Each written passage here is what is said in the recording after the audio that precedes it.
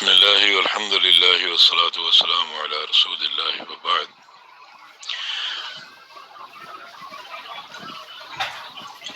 تراویح کی نماز یا نوافل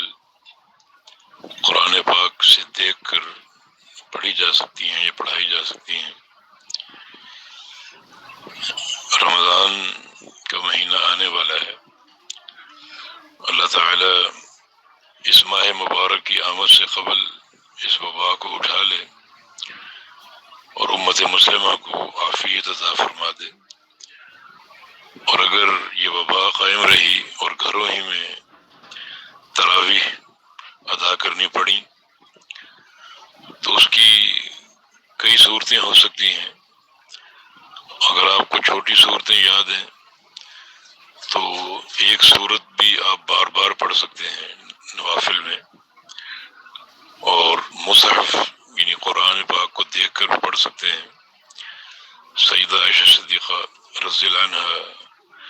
نے اپنے غلام ذکوان کو حکم دیا تھا کہ وہ جو رات کا قیام ہے رمضان کا وہ کروائیں انہیں، اور وہ مصحف سے دیکھ کر پڑھتے تھے۔ اور امام زہری رحمہ اللہ فرماتے ہیں کہ ہمارے جو خیار جو بزرگ ہیں، بڑے لوگ جن کو ہم نے دیکھا یا پایا، وہ قرآن پاک دیکھ کر نوافل پڑھا کرتے تھے۔ اور امام زہری رحمہ اللہ چھوٹے تابعین میں سے ہیں، تو گویا ان کا اشارہ تابعین کی طرف ہے اور ممکن ہے صحابہ کی طرف بھی ہو۔ اور امام احمد بن حنبل رحمہ اللہ سے پوچھا گیا تو انہوں نے نوافل میں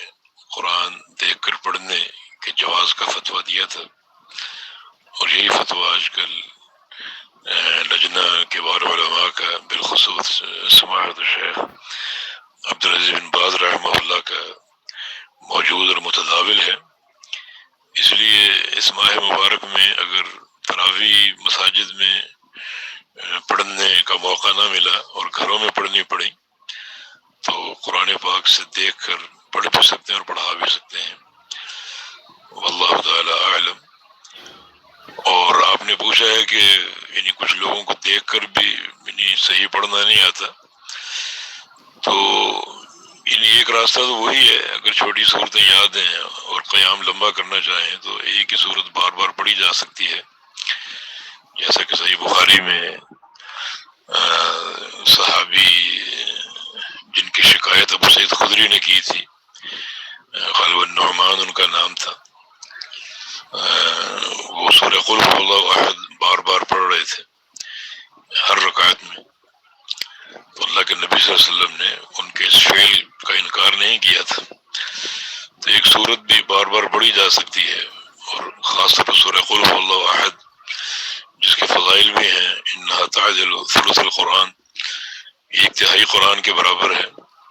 تو وہ آپ بار بار پڑھ سکتے ہیں، دیکھ کر بھی پڑھ سکتے ہیں۔ اور اگر صحیح پڑھنا نہیں آتا تو پوری کوشش کریں صحیح پڑھنے کی، تو انشاءاللہ اس کا اجر ہے۔ نبی علیہ السلام کی حدیث ہے الماہر بالقرآن مع الصفرۃ الکرام البررہ، کہ جو قرآن مہارت سے پڑھتا ہے وہ قیامت کے دن فرشتوں کے ساتھ ہوگا۔ والذی یقرأ یسارع فیہ فلہ اجران، اور جو اٹک اٹک کر مشکل سے مشقت سے پڑھتا ہے